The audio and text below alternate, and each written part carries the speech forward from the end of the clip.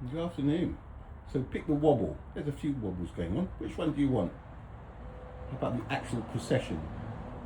The gravity-induced slow and continuous change in the orientation of an astronomical body's rotational axis, worked out by a 2nd century BC astronomer called Hipparchus. And the chances of that being true are next to zero, folks. So the whole time that I've been doing this outside with the sun and monitoring movements and seeing angles that make no sense, and plus everything else that I've been saying over the years, I started to read again a little bit today, and for a reason.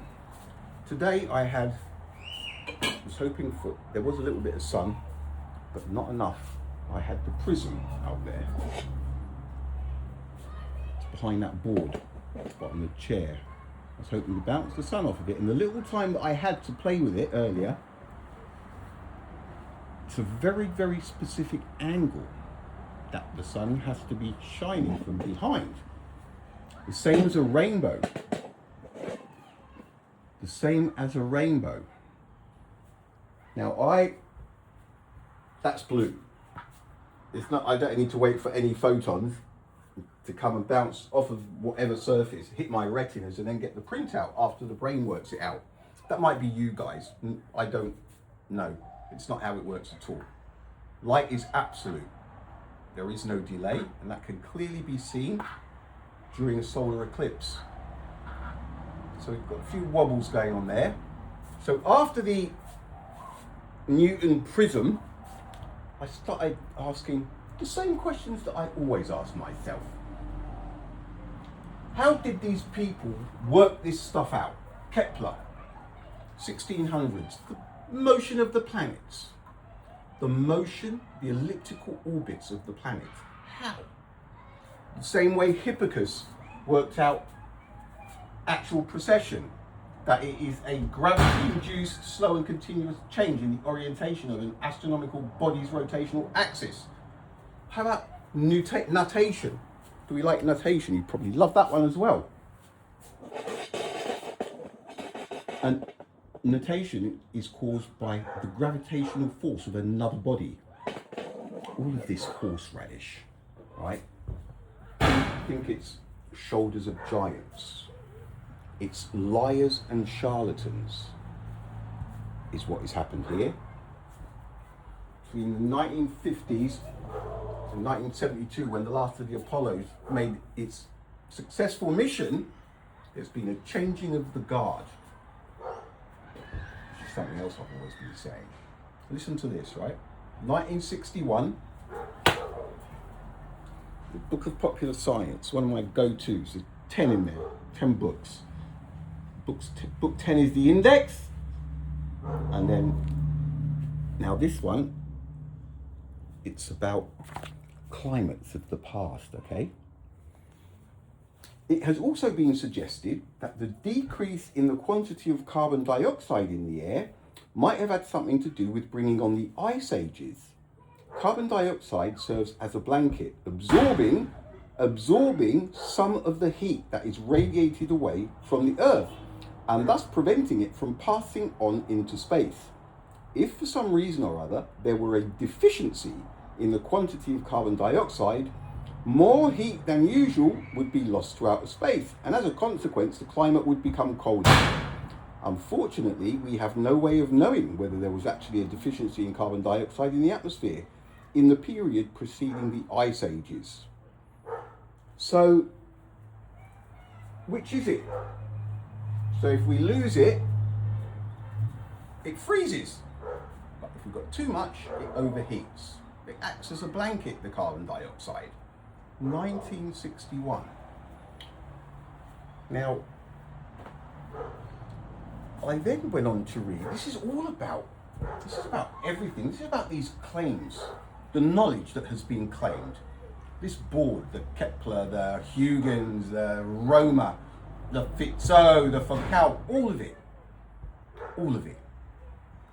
Everything that our present is based on is lies that have been told in the past. Because when you control the present, you control the future by what you put in the present as making it past, that's happened in the past. You control, whoever controls the future, controls the present, controls the past, all of it. If you control the present, it means you control the future because you are able to tweak the past. And this is what has happened, folks. This is what has happened. Now, Mars and stuff. Now listen to this, right?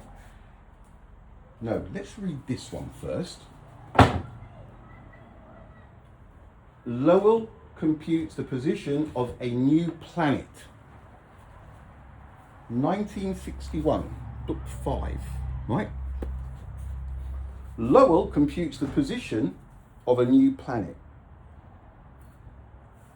Even after Neptune had been discovered and its orbit calculated, the planet Uranus did not follow the course that had been mapped out for it. Could the planet's eccentric motion be due to still another planet lying beyond the orbit of Neptune? A number of astronomers, including Percival Lowell, director of the Lowell Observatory near Flagstaff, Arizona, decided to investigate the matter. By 1905, Einstein, that was his year as well, wasn't it? Lowell had made preliminary computations of the probable position of what he called the trans-Neptunian, beyond Neptune in brackets, planet. Under his direction, the staff members at the observatory began to search for it. In 1915, Lowell published his memoir on a trans-Neptunian planet, in which he presented his mathematical calculations of the planet's position. He believed that it would be found in either one of two areas in the sky. The search for the trans-Neptunian planet continued. Years went by. At last, on January the 21st, 1930, Clyde W. Tombaugh, an assistant on the Lowell Observatory, found what seemed to be the long-sought planet as he studied a series of photographs he had taken of the skies. Further observations were made. Finally, on March the 13th, the Lowell Observatory officially announced the discovery of the new planet. It was given the name of Pluto, from the Greek god of the underworld. 1930. Pluto, discovered in 1930, okay? Right, now listen. The planet Pluto is considerably smaller than the Earth. Its diameter is about 3,600 miles at the equator. It is too small and too far away to show a disk. It appears as a faint yellowish point of light of the 15th apparent magnitude. Its period of rotation is not known. Its period of revolution around the Sun is 248.43 years. Now, how do we know? It's only done a quarter of its orbit in the time I've been alive.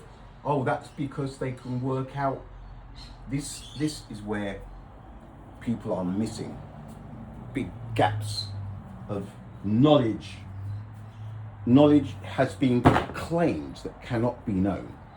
Knowledge has been claimed that cannot be known throughout the ages. And those people who have claimed this knowledge have also claimed achievements that haven't been achieved, and some that will probably never be achieved.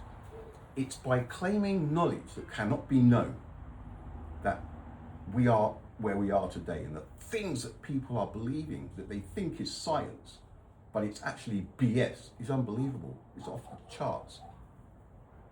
Off the charts. Now, you heard what was said in 1961 about Pluto, the discovery of the planet. Now listen to this. 1961, book 4. It is generally believed that Mars has changes of seasons, though each of its seasons is nearly twice as long as a season on Earth. There are whitecaps at the poles that alternately diminish in size and grow. It is thought that the whitecaps may be ice and snow. They may also represent a coating of frost. In either case, their changes would be due to the alternation of the seasons. Changes of colour in other areas of the planet also suggest seasonal changes. 1961. There is further evidence of an atmosphere on the planet Mars. The markings on its surface are sharply defined, only towards the centre of the disk. They lose their clearness and finally disappear altogether as they are brought toward the edge by the daily rotation of the planet. The polar ice caps, which increase in size through every Martian winter and diminish through the summer, also indicate the presence of an atmosphere in which moisture is carried and from which it is precipitated in the form of snow. Again, certain white spots and other markings that appear occasionally and are inconstant in form and position are believed to be clouds floating in the atmosphere of Mars. W.H. Wright of the Lick Observatory estimated that the Martian atmosphere has a depth of some 60 miles. Investigation of Mars's atmosphere by means of the spectroscope has revealed that it contains little or no oxygen. Certain authorities claim that the red colour of Mars is due to this fact. They hold that the rocks of the surface contain a certain amount of iron and that has been oxidized, that is, combined with the oxygen of the air. They believe that the Martian rocks have captured far more of the oxygen of the atmosphere than have the rocks of the Earth. That will account not only for the redness of the planet, but for the scarcity of oxygen in its atmosphere. The air on Mars is certainly thinner than the air found at the top of our loftiest mountains. Furthermore, it is thought that the atmosphere does not contain much moisture. There is enough, to be sure, to cause the appearance of snow in winter, but the fact that the snow caps disappear so rapidly shows that the snow cannot be very deep. As a matter of fact, it may not be more than a heavy frost. Not more than a heavy frost. This is what was said about Mars in 1961. Snow. They thought it snowed. Folks, I'm telling you, you are at the mercy of liars and charlatans. Listen to this. Where are we? This is Climates of the Past, okay? Same series, Book of Popular Science. Vegetation may serve as an indication of temperature changes. The advances and retreats of the ice sheets in various areas are reflected in changes in forest cover, changes denoted by the different types of pollen that have been preserved. Growth rings in ancient wood clearly mark former wet and dry, cold and warm seasons. To make an analysis of past climates, it's often very helpful to be able to date various organic remains more or less precisely. The method of radiocarbon dating has proved useful in this connection. It is discussed elsewhere, yet probably in the local toilets, in the public toilets. The laying down of sediment in the form of varves may also serve as a criterion. Varves are alternating layers of finer and coarser sediment formed on the beds of lakes in a seasonal climate. Fine, thin layers are laid down when the lake is frozen over. Coarser layers when spring streams carry in loose materials after the thaw has set in. These alternating strata indicate seasons and perhaps longer cycles. One method of past climate analysis is based on the fact that the ice sheets of Greenland and the Antarctic consist of annual accumulation of snow. Scientists taking part in the International Geophysical Year Programme developed a deep drilling technique for bringing up ice cores from ice sheets.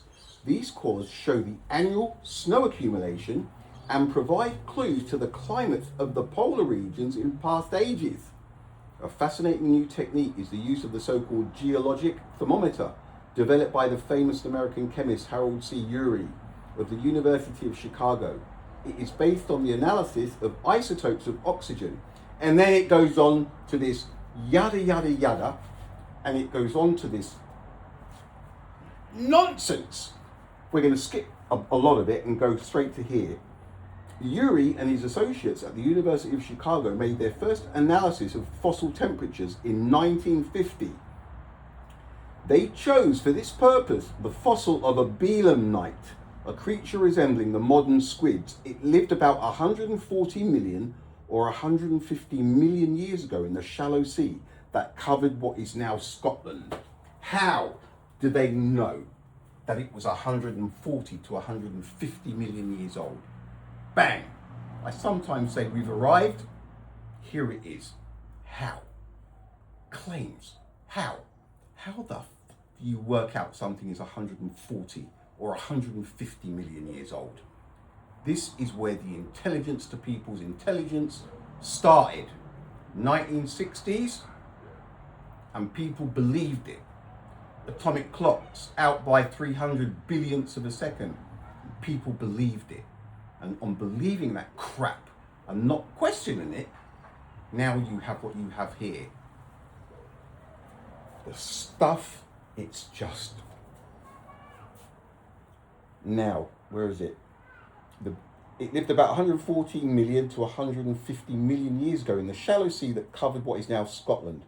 In cross-section, the fossil showed rings like the growth rings of trees. Urey and his fellow researchers shaved off the concentric layers one by one and analysed the ratios of the oxygen isotopes in each one. The analysis showed seasonal changes of 15 degrees centigrade to 21 degrees centigrade. During the growth of the animal's skeleton, it revealed that this particular belemnite had been born in the summer, lived almost 4 years, and then died in the spring. Lies. Lies. I'm accusing them of lying. This is bullshit. And a fossil shows an animal in a fossil, right? And they know it was 140 to 150 million years old. And that fossil told them by dissecting it and slicing bits off, the analysis showed seasonal changes of 15 to 21 degrees Celsius. They reckon a fossil that they knew this animal lived 140 million to 150 million years ago. Are you kidding me? Right? And then, during the growth of the animal's skeleton, it showed seasonal changes of 15 to 21 degrees Celsius. It revealed that this particular belemnite had been born in the summer, lived almost 4 years, and then died in the spring. Now, see, I'm starting to get animated here. People believe in this crap. There's a thing, a meme that goes around saying, it was decided that there was no point in teaching people to think who would not think for themselves or who would not question anything. This, if I look, it's just this continuation of garbage that people are convinced is science, not understanding that it's just magic. They've made stuff up. They're making stuff up about up there. It's just insane, right? I read this stuff and I just feel like burning the books. The oxygen geologic thermometer is still in its infancy as a tool of science. It has been used, amongst other things, to analyse the variations in temperatures during the latter part of the age of reptiles, the Upper Cretaceous period. The oxygen isotope analysis of a large number of fossils from North America and Europe has shown that temperatures rose during the first part of the Upper Cretaceous and fell during the second part. This reinforces the commonly accepted belief that the great dinosaurs of the age of reptiles became extinct as a result of the cooling of the Earth. The temperature kept dropping into the Pleistocene. Now, hang on, here we go. What have these methods of analysis revealed about the climates of the past? They show, for one thing, that there have been periods during which a warm climate extended from pole to pole. As a matter of fact, there have been such warm periods during the great part of the Earth's history. Many glaciers were unknown. Without exception, warm climates were associated with low-lying land. Where are we? Continental areas were greatly reduced as a result. Without exception, warm climates were associated with low-lying land. The continental areas were greatly reduced as a result of flooding by shallow seas.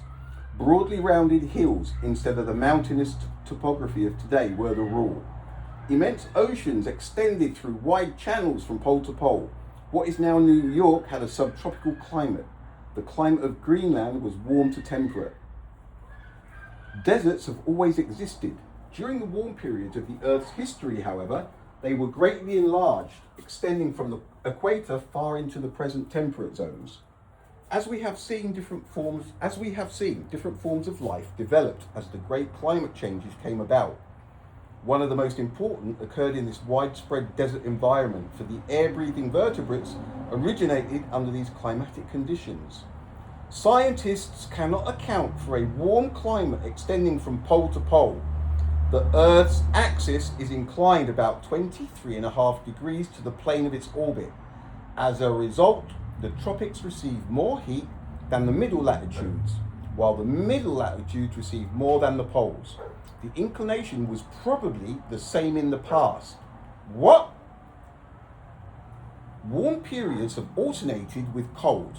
There have been 8 major ice ages. They started in Precambrian times and were spaced about 250 million years apart. Each occurred following a period of mountain building and the raising of the land at the high continents. It seems likely that the land building activities were an important factor in the coming of the glacial period. For one thing, they brought about an increase in snowfall.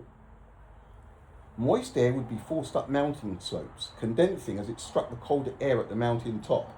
It would form clouds, and the clouds would release their moisture in the form of snow. Then too, as the continents increased in area, the oceans became smaller and were divided into separate seas. This reduced or even put an end to the flow of warm ocean currents to the polar seas. These seas then cooled very rapidly and became frozen over. Some geologists hold that any such accumulation of ice in the polar regions would have a tremendous chilling effect upon the rest of the world. There were other possible factors. It is thought that volcanic dust may have been one of them. Volcanic activity was at its peak during the mountain building periods that preceded the different ice ages. All of this, you have to understand that this is knowledge being claimed that simply cannot be known. Nobody knows this. But no, they've made people believe it. Once they've made people believe this crap, the past, then they start to tweak things for the future. Nobody knows this. Lies. Too many people are making out they're way more intelligent than they actually are. And along with that goes achievements and inventions that have been claimed that have not been. Knowledge being claimed that simply cannot be known. They may have been plentiful enough to deflect a considerable portion of the sun's rays so that the earth would be deprived of its heat. Right. And then it's just this amount of years in between stuff. Still other factors may have been at work. Variations in ocean circulation may have had some influence on long-term climatic changes. Changes in the Earth's magnetic field may have influenced the climate, particularly since its field would have had an effect on the radiation from the sun. According to some authorities, the waxing and waning of glaciers has been affected by variations in sunspots. Each of the major ice ages consisted of several stages during which the ice fields alternately advanced and retreated. The last great ice age, that of the Pleistocene, consisted of 4 distinct phases. M. Milkanovich held that these ice ages within ice ages were due to lower summer temperatures. Now, I once used this Milankovitch against man-made climate change because I was convinced. He said that there are spikes in the climate that have happened where the climate has increased by 15 to 20 degrees Celsius in a decade. Loads of them, bang, bang, bang, over, I can't remember how many thousands of years, 25,000 years or something. But now, I'm questioning Milankovitch. There has been a push with knowledge that's horseradish. knowledge has been claimed. These are the 1960s, end of the 1950s to 1960s. This is when there has been a changing of the guard, and they have just pummeled people with fucking horseradish. Right, where were we? Milankovitch held that the cooler summers would be due to various astronomical factors. The first would be a lengthening and narrowing of the ellipse formed by the Earth as it revolves around the Sun. Then the Earth may also find itself at aphelion, the part of its orbit when it is farthest from the Sun, in the summer. Finally, as it wobbled around its axis, the Earth may also be in a position at a somewhat smaller angle to the plane of its orbit during the summer, instead of at the average inclination of 23.5 degrees. However, as the orbit would become shorter and wider as the Earth would reach aphelion in seasons other than the summer, or as it would become more inclined to the plane of its orbit again, the summers would become shorter but hotter, and the ice sheets would recede. Let's read that again. However, as the orbit would become shorter and wider, as the Earth would reach aphelion in seasons other than the summer, or as it would become more inclined to the plane of its orbit again, the summers would become shorter but hotter, and the ice sheets would recede. Though Milankovich's theory seemed plausible enough, it has not been widely accepted by geologists. Certain authorities attribute the waning and waxing of ice sheets in the Pleistocene to variations in snowfall. They argue that an ice sheet would press down on the land as it advanced, causing the land level to become lower. There would be less cloud formation and less snowfall. As the land would sink, it would let in the sea. The glaciers would then melt and they would gradually break up. Relieved from the pressure of the glaciers, the land would rise again. Excuse me, but is water not as heavy as ice? So why would... I suppose if it was running off... Look, this is just knowledge. It's made up. It's made up.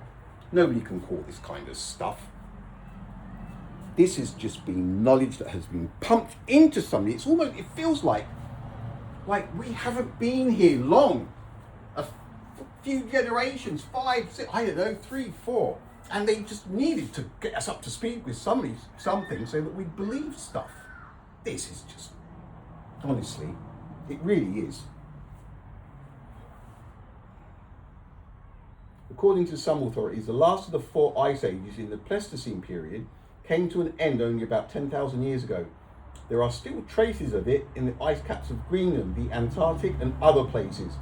Weather records and the analysis of glacier formation indicate a distinct warming trend up to about 1940. This trend has been slowed up since that time, however, and may even have stopped. Is another ice age coming? It is certainly not beyond the bounds of probability that the glaciers will again begin to advance over the Earth's surface in perhaps 100,000 years or so. Look. Newton and his prism, I hope to get that prism out there tomorrow and do some rainbow stuff. What you'll find is it's a very tight angle. And the sun has to be, it's just everything, right? Very tight angles. Same as a rainbow. The same as a rainbow. So why could it not be just a natural occurrence that happens when sunlight goes through a transparent medium, that we get the rainbow colours? But no, he reckons that it is in the white light. He procured a prism. Hang on. All right, just a quick bounce, but it's all the same thing. How Kepler explained vision. Yep, we've gone from climate to this. Various explanations of vision were offered in the 17th century. The astronomer Johannes Kepler proposed a theory that comes astonishingly close to our modern ideas on the subject. What a surprise. He held that rays were refracted, bent by the crystalline lens of the eye in such a way as to form an inverted image on the retina. When this image is transmitted to the brain, vision takes place. Kepler correctly explained farsightedness and nearsightedness on the basis that in one case, the light rays reach the retina before coming to a focus, and that in the other case they come to a focus before it reaches the retina. So which one is it? There it is again. You have a choice, don't you? You have a choice. Nothing like having a choice. Here we go. Newton gave the first satisfactory and generally accepted explanation of colour phenomena. He began by experimenting rather idly with a prism. Right? The wedge-shaped glass that causes the light of the sun to be broken up into a spectrum or series of colours ranging from red to violet, as they are seen in a rainbow. In the year 1665, he wrote, I procured a triangular glass prism. Where, Newton? Where the fuck did you procure a triangular glass prism from? Glass prism. To try therewith the celebrated phenomena of colours. Having darkened my chamber and made a small hole in my window shutters to let in a convenient quantity of the sun's light, I placed my prism at its entrance that it might thereby be refracted to the opposite wall. It was at first a very pleasant divertisement. Newton then proceeded to make a serious study of colour phenomena. By an ingenious arrangement of prisms, lenses and screens, he succeeded in demonstrating that white light or sunlight is a most surprising and wonderful composition of the colours of the spectrum mixed in due proportion. He showed that each colour of the spectrum, ranging from red to violet, has its own degree of refraction. That is, that it is bent in just one direction. Today we would say that each colour has its own individual wavelength. Newton studied the phenomena of colours in many subtle experiments. He dealt, for example, with the phenomena described since as Newton's rings. These are alternate circles of colour and darkness produced by pressing the flat side of a lens, that is flat on one side and convex on the other, against a double convex lens of great thickness. What? Newton's rings? I'm sure that if you press any different shaped glasses together, it's going to distort the light. How can these have become talking points, an education, a science, right? He studied the nature of chromatic aberration, colour distortion in refracting telescopes. He gave an explanation of double rainbows. What? He also developed a theory of the colour of different bodies, why one flower is red, for example, and another is blue. He held that the light rays are reflected in different ways according to the thickness of the films of which surfaces are composed. Other men who shed light on the problem of light in the 17th century should be mentioned here. Descartes thought of light as a kind of thrust or pressure from luminous bodies and attempted to explain its refraction in mechanical terms. He used the illustration of a man hitting a tennis ball against a flat surface or through a curtain. Tennis didn't come out until 1870. This was done in early 1600s. That is when he came up with the tennis example. Look, it's one thing after another. Newton returned at intervals too to the problem of universal gravitation. His friends and colleagues, recognizing his mathematical genius, urged him to write out his proof of the problem, which none but he could solve. None but he could solve. It's finally in 1684, at the urging of the astronomer Edmund Halley, he decided to devote his full attention to it. At first, he planned to publish the results of his researches on universal gravitation in the journal Philosophical Transactions of the Royal Society. But the Society, immensely impressed by Newton's work, decided instead to print it in the form of a book. Unfortunately, the Society could not go forward with the project because of lack of funds. At this point, Halley came to the rescue and arranged to have the work published at his own expense. It finally appeared in July 1687. Like most scientific books of that day, it was written in Latin. It bore the title of Philosophiae Naturalis Principia Mathematica. It is generally referred to as Newton's Principia. During this period of supreme scientific creation, Newton remained a tortured and introspective bachelor who yearned for quiet and seclusion. He feared to publish his great discoveries lest they draw him into controversy and widen the circle of his friends, a thing he tried to shun as he would the plague. Many stories are told of this recluse, Cambridge professor, that he failed to keep certain dinner appointments, that he arrived at others unkempt and ill-clad, that he cut a small hole in his door so that his cat could enter and leave at will, that when she presented him with kittens, he cut a smaller hole for them, that either he or the cat tipped over a candle and burned up notes on optics that had been accumulating for 20 years. He cut a hole for his cat. Cut a hole for a cat. This is Newton, right? So he cut a hole for the cat. I don't know, something like that. Right? Cut a hole for his cat. That he cut a small hole in his door so that his cat could enter and leave at will. That when she presented him with kittens, he cut a smaller hole for them. Where? What? Here? Is that what he did? He cut a smaller hole for the kittens.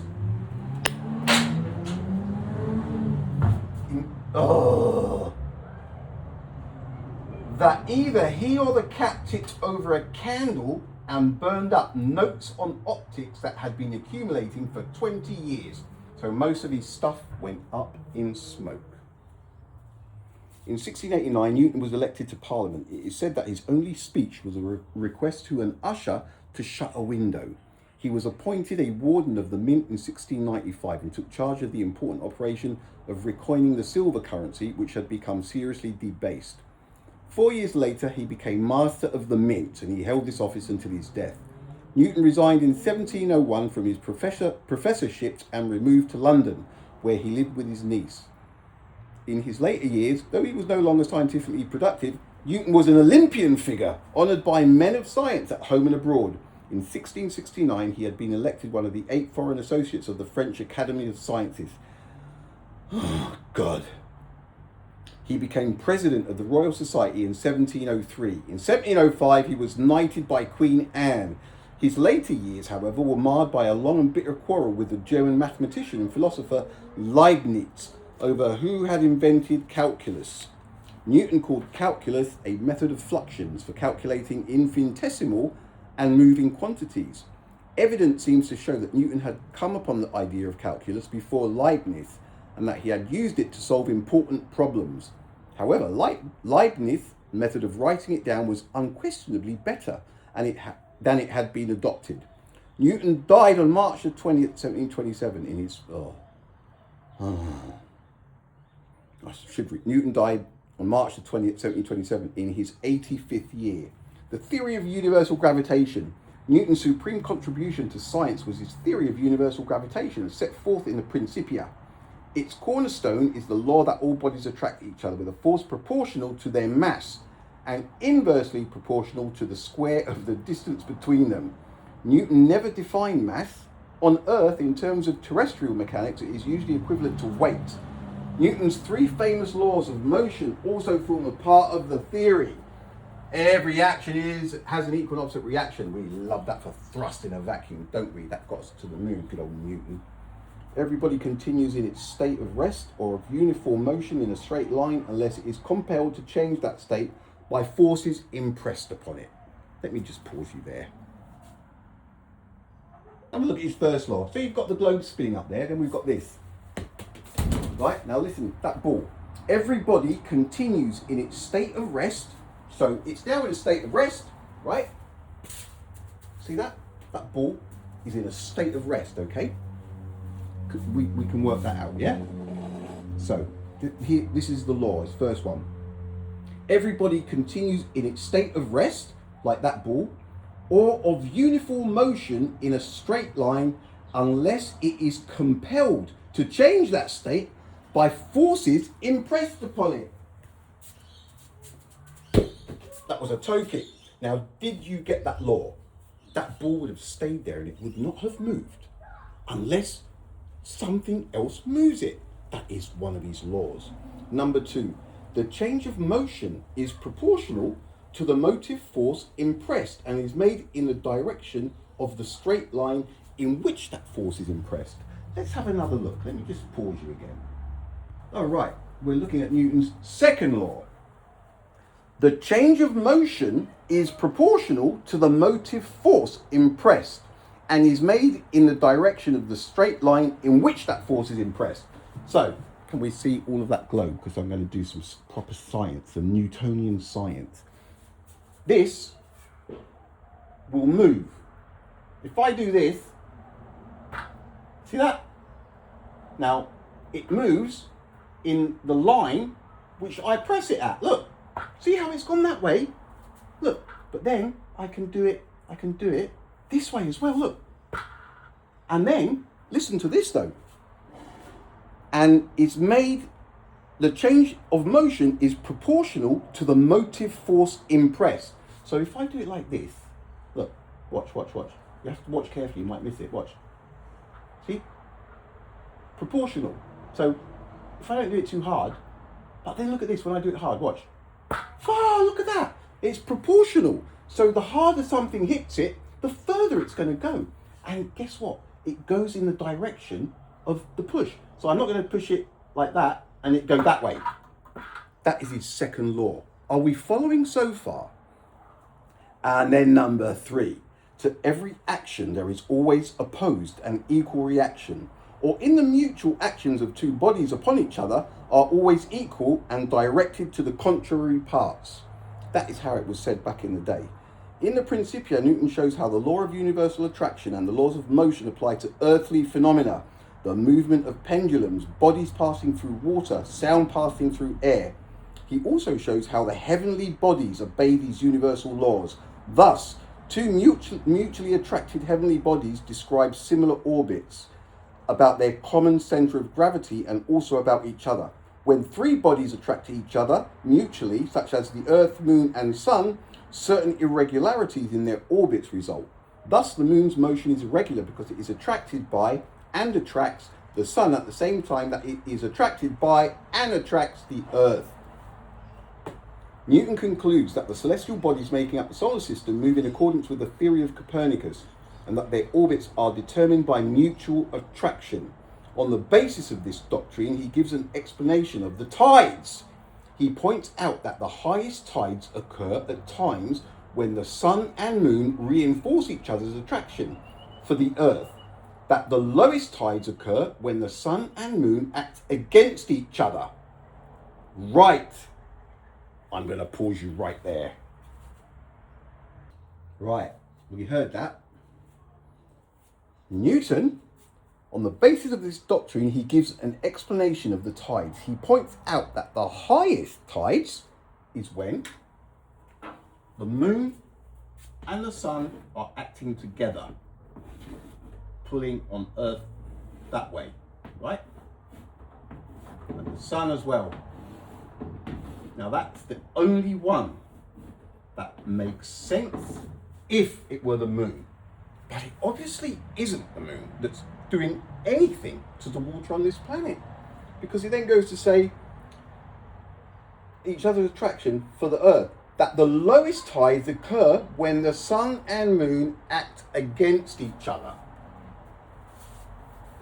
When the Sun and Moon act against each other. Like here. This is the full moon position because the Sun is shining from here and it hits that side of the Moon when we're not in the way, and it is a full moon on that part of Earth. They see a full moon. Now, this is some of the highest tides. So what did he say again? Attraction for the Earth, that the lowest tides occur when the Sun and Moon act against each other. I think they're acting against each other. It's just this inconsistency, right? also follows the law of universal gravity. He held that they move in parabolas. The Principia contains Newton's reflections on true scientific method. Admit no more causes of... Look, I'm done. 4456.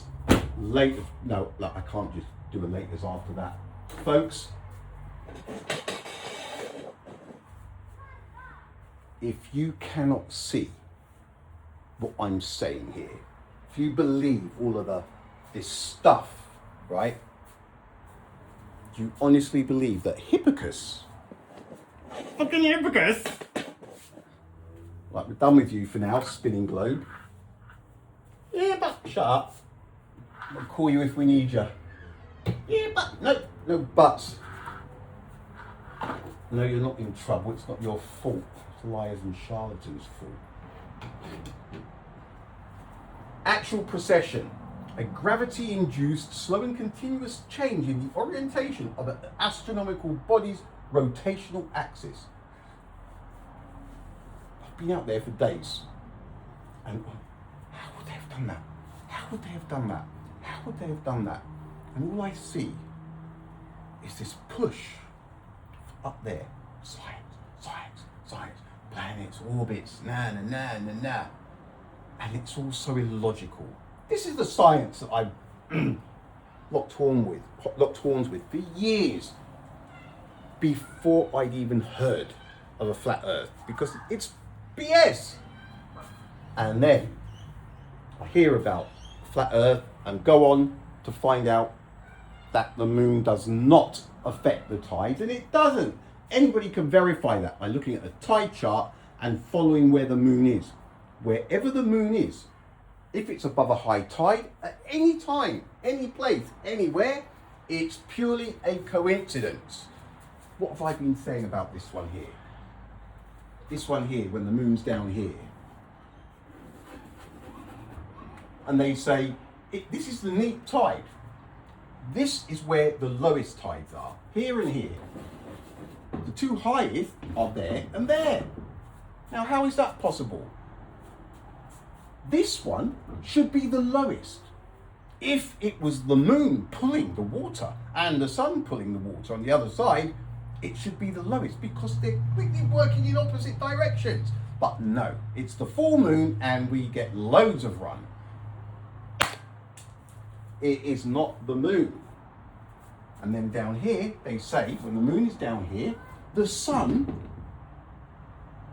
neutralizes the moon's gravitational pull. How does that happen? They're not working against each other here. If anything, you get a higher bulge here. It's unfortunately common sense, isn't it? If you've got a force pulling that way and one down that way, well, you're going to get a in between, aren't you? Not the sun cancelling out the moons. The moon's the stronger force. Oh, look. But this one, when I saw this, 2nd century BC, Hipparchus worked out. BC. Knowledge has been claimed that cannot be known, along with achievements that have never been achieved. They are tweaking the present, making up the past, and therefore controlling the future. All right? Liars and charlatans. There are no shoulders of any giants, folks. The moon has no gravitational pull whatsoever.